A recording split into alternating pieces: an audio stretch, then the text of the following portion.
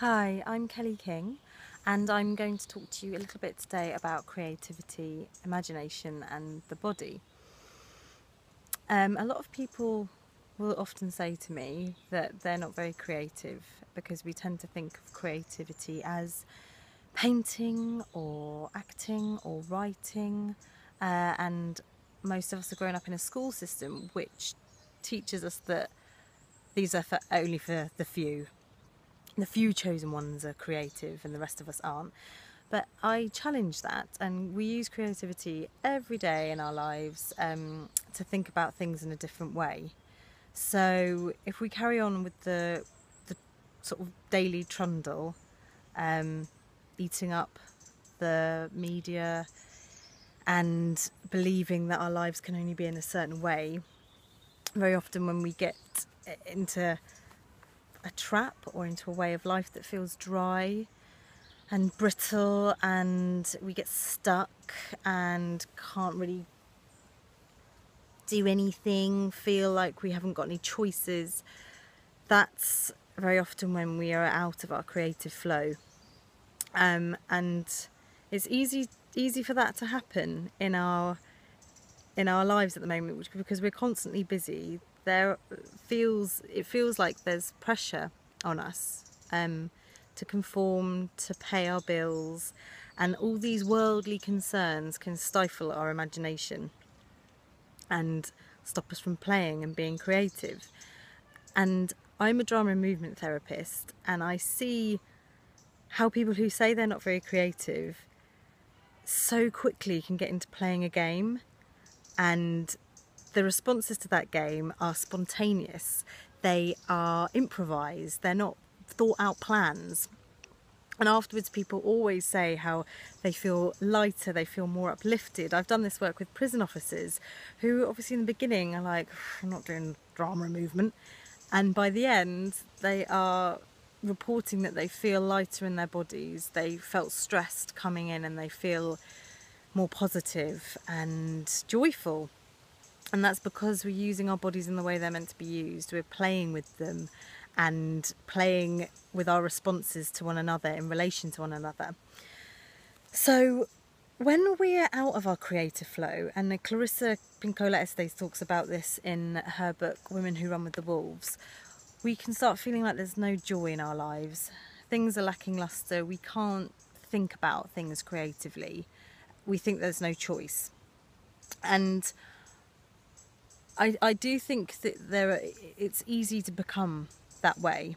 It's easy to become annoyed and frustrated, and then your body starts to ache. And I felt this recently, very recently in fact. My neck started to really ache, and I put this down to the fact that my baby's 11 months and I have to pick her up all the time, and my mattress is hard and all of these things, and I really disassociated from my body. I hadn't really moved playfully for a long time. I'd be down on the floor playing with my baby, but not in a way that felt joyful to me. So somebody said to me that the neck is the area that connects our heads, our head space and our body space. And I suddenly started to think, oh yeah, that's very true. And my neck's aching at the moment. What's that telling me? And this is my work, this is my livelihood. I work with this body, but I haven't been using it in the way that I need to. So I started to dance again. I started to read stories and just move about my living room, and did some drama and movement therapy on myself. And sure enough, my neck stopped aching. So we're all managing to kind of cope with these ailments, and not necessarily moving past them or through them, or getting to the core issue and what's going on. And I like to use Frida Kahlo as an amazing example here, who's somebody who went through a great physical trauma, and she is somebody who could have quite rightly put her hands up and said, you know what, I'm done. I'm not going to fight anymore. And her body was in a lot of pain, and she took out her paintbrush and started painting, and she painted for herself. She didn't paint for anybody else. She wasn't painting to be good and to really impress loads of people, but she did. She impressed so many people because she painted what she was feeling, and she painted herself and her pain, and through that so many people could connect to it. So she gave an amazing gift. She gave the world an incredible gift by painting for herself, by healing herself through her creativity. And technically she wasn't the best painter in the world, but she's the one that's really remembered. She really strikes and touches and moves people, and they connect to it. And that was her medium through which she communicated. But not all of us are painters, not all of us are writers, and not all of us are actors. But we all have bodies. We all have bodies, however limited we feel that they can be, and however limiting we're using them and we're not using them. We have these bodies, and they are communicating to us all the time. There are billions of neurotransmitters in our guts. It's no surprise that our guts are called our second brain, because they are communicating to our brains all the time. They are collecting data and sending it to us, and we aren't always tuned into that. I've heard so many times people say like, oh, that was my gut instinct to go with that, and I listened to my head, I didn't do it, and it didn't work out. Or, you know, people who do listen to their guts, who've really tuned into them, and they're on the money all the time. So what I'm offering is a 2-day creative body wisdom retreat. And what this will offer is kind of reconnecting, reactivating your body, if you will, to be able to really listen and tune in to what your body's telling you.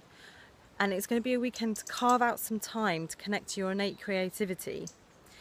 So if you've been feeling like your relationships are lacking luster, your business is unclear and you're not sure which way to move, your work, you're not enjoying your work, and you're on a life path and you're not sure it's the right one, it's all big stuff.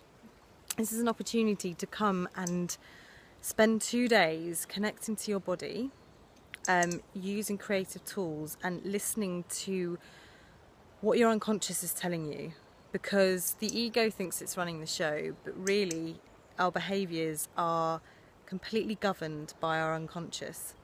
And that's the point of this work, is to make the unconscious conscious, and we can see where blocks are. And it's a really amazing way to do this, being able to connect to your body and creativity, and using story and connecting to archetypes. It's a visceral feeling. So you know that feeling's there when you felt it, which means that there's something going on in your mind. These things are completely connected. So when there's something that's going on, when you feel something in your body and you know that there's an unconscious block there, there's an opportunity to move through that. Now, we get really up in our heads, and stress and anxiety actually really affects our bodies. When we're feeling blocked and scared and unsure on which way to turn and fearful, those are big feelings, and they need to be worked out through the body. They do things to our bodies, and they need to be shaken out through the body. So I'm going to look at that this weekend as well, and really kind of looking at how we can think about things differently, how we can think about things clearly and differently, so that we're on the right path. We are using all our power and our energy in productive ways, which not only feed us and nourish us, it ripples out, and everybody in our lives gets a piece of that pie, because they're around us and they're going to see and they're going to feel that we are modelling the life that we want to lead. So I will also be looking at space and how much space we feel comfortable taking up. Through the body and how we relate to space does a lot to our psyches. It can really inhibit our authentic selves. It can really make us feel like we can't take up enough space, we can't take up too much space, we shouldn't really be here, that kind of stuff. It can affect our voice, it can affect our presence. There has been research done on this, and there's a wonderful TED talk about a woman who has researched this deeply. And what she found was that people who did power poses, so took up a lot of space, very relaxed, very chilled, very comfortable in themselves, did power posing for 2 minutes before going into a job interview, always got the job. And when the panel were asked afterwards, well, why did you employ this person and not that person? They couldn't ever say what this person had said. They couldn't remember what these people had said that was different to the people they didn't want to employ. The only thing they said was that these people who'd done the power posing came across as more authentic. So this really shows how much your body's giving away, how much your body is either inhibiting you, or it's like, you know, putting your power out there and letting your authentic self shine through, not the fearful, meek part, which is your mind, your ego, telling you that you're not good enough and you've got to stay small. And actually your body, and making your body big, giving yourself presence, relaxed, being who you are, allows your real self to shine through. And this is invaluable, really invaluable. I've learned so much from my training, and I'm really excited to be sharing this with you in a safe, sacred, potent space, and to look at kind of individual journeys and to be able to share those is really wonderful, and I'm looking forward to seeing you there. Thank you for listening.